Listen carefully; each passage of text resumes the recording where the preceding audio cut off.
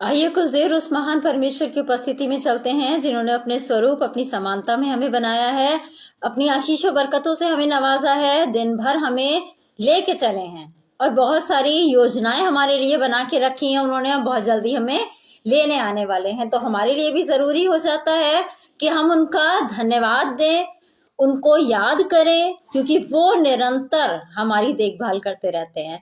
मैं सुगंधा आगरा से यीशु मसीह के मीठे मधुर सामर्थी नाम में आप सभी को सलाम करती हूँ। धन्यवाद देती हूँ परमेश्वर का, जिन्होंने आज के दिन तक के लिए हमें संभाल के रखा है।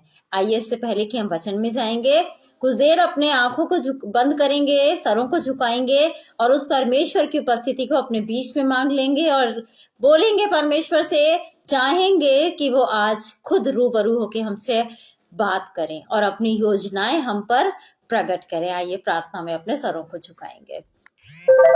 धन्यवाद धन्यवाद धन्यवाद देना चाहती हूँ परमेश्वर पिता, एक बार फिर मैं तेरा धन्यवाद देना चाहती हूँ। दिन भर की आशीष और बरकतों के लिए धन्यवाद देना चाहती हूँ। मैं धन्यवाद देना चाहती हूँ खुदा कि तूने हमें दिन भर सलामती के साथ रखा खुदा, जिंदों की भूमि पर रखा, उसके लिए मैं तेरा धन्यवाद देना चाहती हूँ खुदा। और धन्यवाद देना चाहती हूँ खुदा एक बार फिर अनुपम भैया और शबनम भाभी का भी खुदा, जिन्होंने अपने इस लाइव पेज आगरा मसीह मंडली पे मुझे इनवाइट किया खुदा। वो अपना प्रतिफल किसी रीति ना खोने पाएंगे। तू बहुत तायत के रूप में उन्हें आशीषित कर। और धन्यवाद देना चाहती हूँ और प्रार्थना करना चाहती हूँ उन सब लोगों के लिए परमेश्वर, जो मुझे इस समय ऑनलाइन देख रहे हैं और आगे भी जो ऑफलाइन देखेंगे परमेश्वर, जो भी प्रार्थना विनती निवेदन धन्यवादियां वो लेके बैठे हैं खुदा। हमारा विश्वास है खुदा कि वो तेरे सम्मुख स्मरण के लिए पहुंच चुके हैं और तूने उन पे हाँ और आमीन की मोहर लगा दी है खुदा। इस समय वो जो भी प्रार्थना कर रहे हैं अपने मन में खुदा, उनकी हर एक प्रार्थना का उत्तर तू हाँ और आमीन में दे खुदा। अपने लोगों को अपनी योजनाएं बता परमेश्वर, जो तूने उनके लिए बेहतरीन योजनाएं बना के रखी हैं, उनकी बेस्ट के लिए बना के रखी हैं परमेश्वर। वो योजनाएं उन पर जाहिर कर खुदा, ताकि वो जानने वाले हो सके खुदा कि तूने उनके लिए बहुत अच्छा सोच के रखा है और वो खुदा तेरे तेरे योजनाओं के अनुसार अपना जीवन बिताने वाले हो सके खुदा बाप। और जो आज तेरे वचन के लिए भूखे प्यासे लोग बैठे हैं खुदा, स्वर्ग से उस मन्ने को उंडेल परमेश्वर, ताकि तेरे लोग खा के तृप्त किए जाने वाले हो सकें।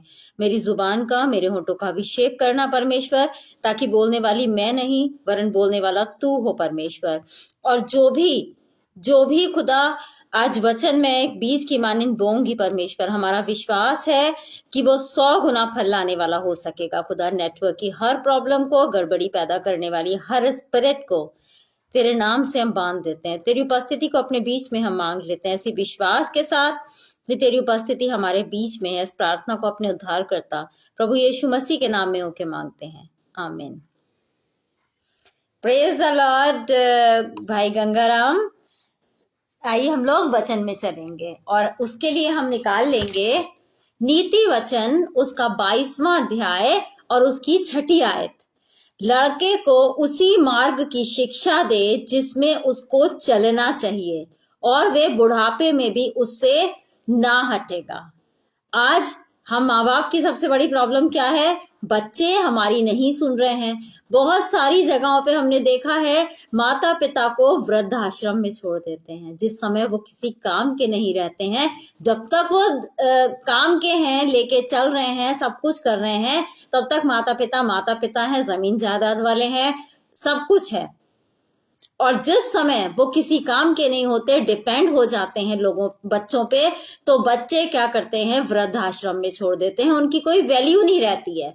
तो परमेश्वर जानता था कि आने वाले समय में ऐसा ही होगा, तभी परमेश्वर ने नीति वचन में ये बोला कि लड़के को शिक्षा उसी मार्ग की दे जिसमें उसको चलना चाहिए, और वे बुढ़ापे में भी उससे ना हटेगा। आज हमने बच्चों को, जहां तक मैं सोचती हूँ, इस समय में हमने बच्चों को इतना कह सकते हैं सर पे चढ़ा लिया है, इतना ज्यादा प्यार करते हैं, इतना ज्यादा कि उनकी गलतियां भी हमें महसूस नहीं होती हैं। अगर बच्चा बदतमीजी कर रहा है, हम कह देते हैं उसका चलो छोड़ो, उसे छोड़ दो, अभी मत बोलो, बाद में देखना। बच्चे अपनी मर्जी पूरी कर रहे हैं, माँ बाप के बीच में बैठते हैं, हर एक बात को सुनेंगे। अगर किसी से लड़ाई झगड़े हैं, बच्चों को पूरी बात पता है, बच्चा भी उनसे वैसा ही बिहेव करेगा। फैमिली में अगर मतलब मन मुटाव है तो बच्चों को सब पता होगा। एक समय हमारा भी था, मम्मी डैडी के पास नहीं बैठते थे, बच्चे बच्चों में ही रहते थे, माता पिता से केवल इतना मतलब रहता था जिस समय खाना खाना है या कुछ पढ़ाई के विषय में कुछ पूछना है तब मम्मी डैडी से मतलब रहता था। उसके अलावा प्यार भरपूर हम करते थे, लेकिन उनके बीच में, उनके फैसलों में कभी हम बीच में इंटरफेयर नहीं करते थे। आजकल के बच्चे आप खुद जानते हैं, हमारी मम्मी जो भी बना के दे दिया माँ ने कि ये ही खाना है तो वो ही खाते थे। लेकिन आजकल के बच्चों के अनुसार माता पिता चल रहे हैं। इनको ये नहीं अच्छा लगता, हम घर में नहीं बनाते हैं, इनको ये अच्छा लगता है, हम ये चाहते हैं। लेकिन मम्मी जो होती थी, खास तौर से मम्मी क्या करती थी, जो भी बना दिया, खाना है तो खाओ, नहीं खाना जब भूख लगेगी अपने आप यही अच्छा लगेगा। लेकिन आज बच्चों ने कह दिया हमें आलू नहीं खाना, भिंडी नहीं खानी, तुरई नहीं खानी, तो क्या होगा, उनके लिए मैगी आ जाती है या जो भी वो पसंद करते हैं वो चीजें आ जाती हैं। तो हम क्या शिक्षा दे रहे हैं, हमारे बच्चे जो हैं हमें अपने अकॉर्डिंग ढाल रहे हैं। हम क्या शिक्षा दे रहे हैं, हम क्या उन्हें सिखा रहे हैं कि वो बुढ़ापे तक भी उससे ना टलें। जो बच्चे होते हैं माता पिता को फॉलो करते हैं। वे ऑफ टॉकिंग, मेरी बेबी की, सारा की वे ऑफ टॉकिंग भी वैसी ही है जैसा मैं बोलती हूँ, क्योंकि वो फॉलो करते हैं, देखते हैं माता पिता को। अगर हमारे घर का माहौल अच्छा है, हमारे घर का माहौल मतलब आत्मिक है, बच्चे भी आत्मिकता में ही बढ़ेंगे। अगर हमारे घर का माहौल लड़ाई झगड़े वाला है, मतलब गलत बातों वाला है कि सबको तुनक के जवाब देना, लड़ाई झगड़े करना, तो बच्चे भी वैसे ही हो जाते हैं, वैसे ही हो जाते हैं। और हमें फर्क भी नहीं पड़ता है, हम क्या कहने लगते हैं, ये तो है ही ऐसे। बच्चे बड़ों से बदतमीजी करते हैं, हमें मतलब नहीं रहता है, कहते हैं नहीं, जैसा कहोगे वैसा सुनोगे भी। आजकल के बच्चे हैं। लेकिन पवित्र शास्त्र क्या कहता है, पवित्र शास्त्र क्या कहता है, पवित्र शास्त्र ये कहता है कि उसी मार्ग की शिक्षा दे। किस मार्ग की शिक्षा देनी है, हमें यीशु मसीह के बारे में बताना है। वो भी अपने पिता का इकलौता पुत्र था। एक एक बात उसने अपने पिता की मानी, पिता ने बचपन में ही सिखाया होगा। उसकी माता का इकलौता दुलारा था। एक एक बात उनके जीवनों से उसने सीखा, पिता से सीखा, पिता की एक एक आज्ञा मानी। आज इस समय हम बड़े परेशान हो जाते हैं कि हमारे बच्चे गलत राहों पे चल गए। क्यों? क्योंकि हमने क्या किया, उनको बचपन से टोका टाकी नहीं करी। समझ जाएंगे, छोटे हैं अभी, रहने दो, हो जाएंगे, जब बड़े हो जाएंगे अपने आप समझ जाएंगे।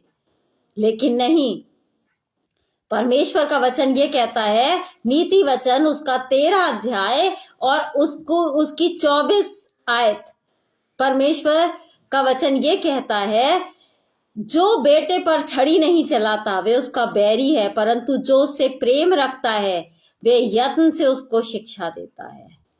आज बच्चों को मार नहीं सकते हम, नहीं। क्यों? क्योंकि अरे हमारे बहुत प्यारे बच्चे हैं। अगर आज एक कहावत भी है, spare the rod spoil the child. जब बच्चा छोटा है, वो जो छड़ी है वो क्या करती है, मारने पीटने का, सुधारने का काम करती है। जब बच्चा टीन एज में आता है, वही छड़ी एक चरवाहा बन जाती है, चरवाहे का काम करती है। जो माता पिता के हाथ में रहती है, वो छड़ी क्या करती है, पहले तो वो बच्चों को मार के सही राहों पे लेके आती है। उसके बाद वो माता पिता चरवाहा बन जाते हैं, बच्चों को हरी हरी चराइयों में चराते हैं, सही मार्ग की शिक्षा देते हैं। उसके बाद वही छड़ी जो होती है एक राजदंड बन जाती है, कि राजदंड जो होता था, जिसके ऊपर रख दिया जाता था, उसकी सारी गलतियां माफ हो जाया करती थी, सारी गलतियां माफ हो जाया करती थी। लेकिन हम क्या करते हैं, उस छड़ी को ही अलग कर दिया हमने बच्चों से। बच्चे जो कर रहे हैं हमें मतलब नहीं है, अपने आप समझ जाएंगे, बड़े हो जाएंगे। अरे भाई, खुदा ने माता पिता हमें क्यों ठहराया है, हमें माता पिता ठहराया है उसने हमें, वो भी हमारा पिता है, वो भी समय समय पर हमें ताड़ना देता है। ऐसा नहीं है कि प्यार ही प्यार देता है, प्यार वो बेहिसाब करता है, लेकिन ताड़ना भी देता है। जहां हम गलत होते हैं वहां हमें महसूस होता है कि हाँ, यहाँ परमेश्वर हमसे गुस्सा है, परमेश्वर को हमारा ये काम बुरा लगा। मुझे तो महसूस होता है कि जिस समय मतलब मुझे ऐसा महसूस हो जाता है कि हाँ, परमेश्वर आज मुझसे बात नहीं कर रहा है। पूरी अपना रूटीन में क्या करती हूँ, दिमाग में पूरा रिवाइंड कर लेती हूँ कि क्या मुझसे कौन सी ऐसी गलती हो गई, क्या हो गया कि जो परमेश्वर आज मुझसे बोल नहीं रहा है। बड़ी बेचैन हो जाती हूँ, फिर बोलती रहती हूँ। उसके बाद मुझे एहसास होता है हाँ, कम्युनिकेशन चालू हो गया, कांटेक्ट बन गया। करके देखिए, महसूस होगा। तो हमें क्या करना है, जैसे वो अपना पिता होने का फर्ज अदा कर रहा है, तो क्या हम उसी तरह अपना माता पिता होने का फर्ज अदा कर रहे हैं कि नहीं। इफिसियों की पत्री उसका 6 अध्याय उसकी 4 आयत हमको बताती है, हे बच्चे वालों, अपने बच्चों को रिस ना दिलाओ, परंतु प्रभु की शिक्षा और चेतावनी देते हुए उनका पालन पोषण करो। क्या कहता है, रिस ना दिलाओ। कभी कभी हम लोग झकिया जाते हैं बच्चों से, नहीं ये तो करना ही है, हमने कह दिया तो कह दिया। बच्चे भी क्या होते हैं, गुस्सा हो जाते हैं, खिसिया जाते हैं कि ये काम तो करना ही नहीं है अब हमें। परमेश्वर का वचन हमसे क्या कह रहा है कि रिस ना दिलाओ, परंतु प्रभु की शिक्षा और चेतावनी देते हुए उनका पालन पोषण करो। क्या आज हमारे बच्चे प्रभु यीशु मसीह के बारे में जानते हैं? क्या उन चेलों के बारे में जानते हैं? क्या उन भविष्यद्वक्ताओं के बारे में जानते हैं? क्या पवित्र शास्त्र के बारे में जानते हैं कि परमेश्वर की 10 आज्ञाएं कौन सी हैं? परमेश्वर को क्या भाता है, क्या नहीं भाता? क्या हमारे बच्चे जानते हैं? या फिर वो दुनियावी बातें जानते हैं कि ये पसंद है, वो पसंद है, ये अच्छा चल रहा है, इस समय ये आया है, वो आया है, मतलब या इन सब चीजों में है। ये ड्यूटी किसकी हो जाती है? हमारी ड्यूटी होती है ना, हमारी ड्यूटी। और उस ड्यूटी से हम क्या होते हैं, अपने आप को बचाना चाहते हैं। हम चाहते नहीं हैं कि परमेश्वर मतलब परमेश्वर की बातों को बताएं। हमारे व्यवहार वैसा होना चाहिए कि बच्चे अगर देखेंगे शुरू से, अगर हमारे घर में फैमिली प्रेयर हो रही है, संडे को स्पेशल प्रेयर हो रही है, तो बच्चे वही सीखेंगे जो बचपन से देखते चले आ रहे हैं, वही सीखेंगे। और जब तक वो बुढ़ापे में ना आ जाएं, तब तक उनके दिमागों में वही चीज रहेगी कि माता पिता ऐसा करते थे। हमारे यहाँ तो शुरू से यही होता है। क्या हम उन बच्चों के लिए एक उदाहरण बने हुए हैं? जैसे हमारा पिता, हमारा यीशु मसीह एक उदाहरण है हमारे लिए, कि जब हम उसे देखते हैं हम जान जाते हैं कि पिता कैसा होना चाहिए, कि इतना प्यार करता है, सारी गलतियों को माफ करता है, क्या करता है, रास्ता दिखाता है, अगुवाई देता है, ताड़ना देता है, सब कुछ करता है। इतना बेस्ट उसने हमारे लिए सोच के रखा है। क्या सेम हम कर रहे हैं, या बच्चों के लिए हम गलत राहें चुन रहे हैं? बच्चों ने जिद करी, मोबाइल फोन, हमने उठा के मोबाइल फोन उनके हाथ में दे दिया। कौन सा वाला चाहिए बेटा? आईफोन चाहिए, ठीक है। बच्चा क्या देख रहा है, क्या नहीं देख रहा है, हमें मतलब नहीं है। हमें चाहिए उस मोबाइल फोन की जगह बच्चे को बाइबल के लिए बोलें कि बेटा बाइबल पढ़ो।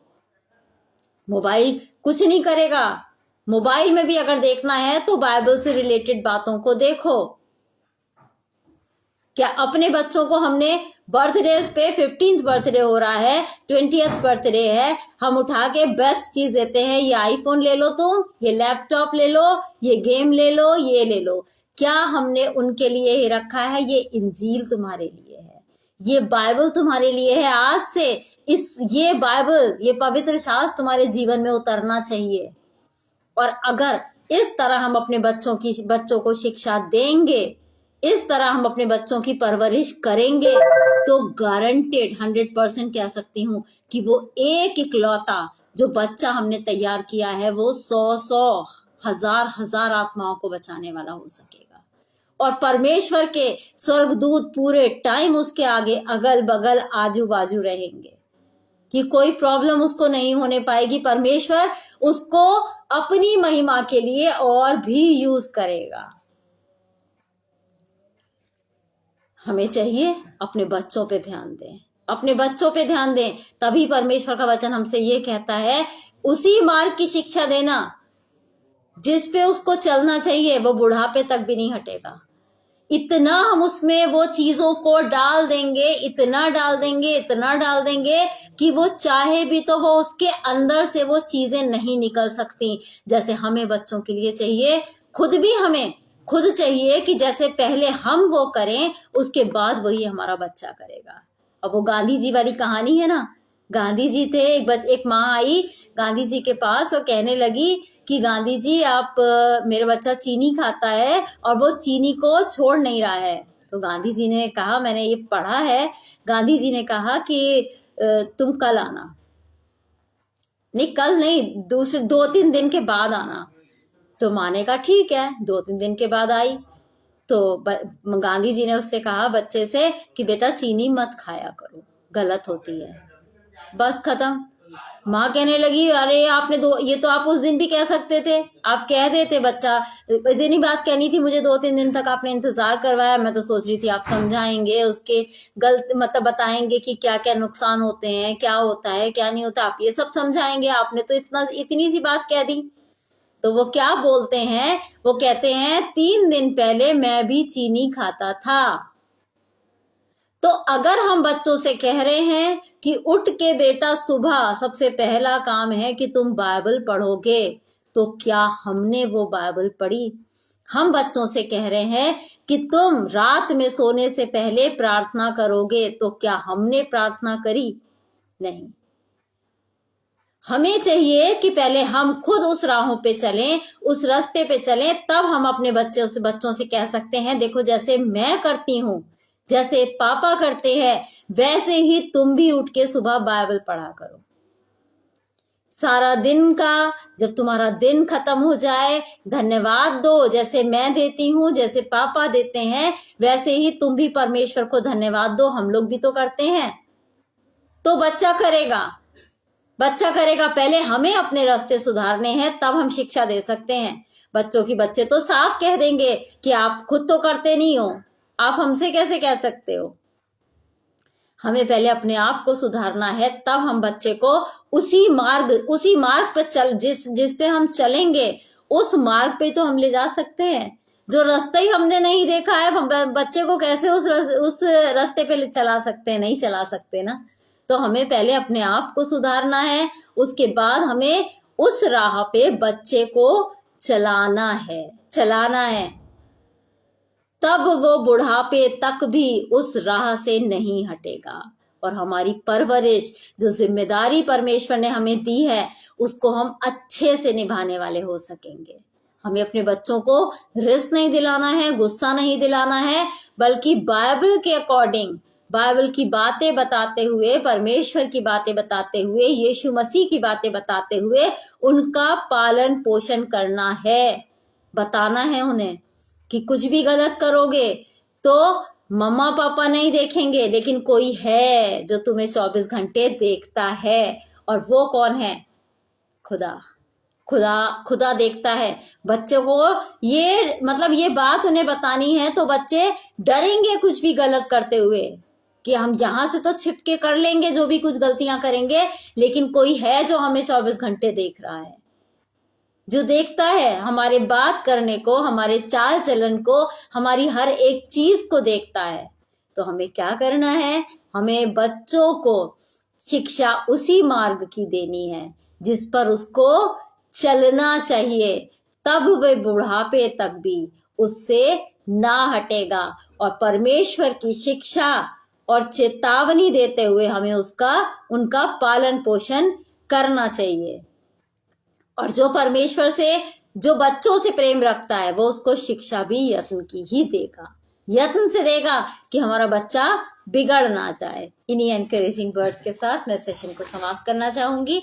आइए हम लोग प्रार्थना में, मैं अपने हस्बैंड अनुराग जी से अनुरोध करना चाहूंगी कि वो आए और आके अंतिम प्रार्थना में हमारी अगुवाई करें।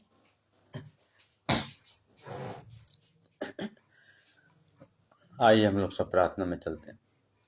धन्यवाद करते मान तथा प्रेम से आपका धन्यवाद करते ये सुंदर वचन के लिए खुदा, और जो आपने अपनी बेटी के मुख द्वारा हम लोगों को बताया इसके लिए आपको धन्यवाद करते हैं।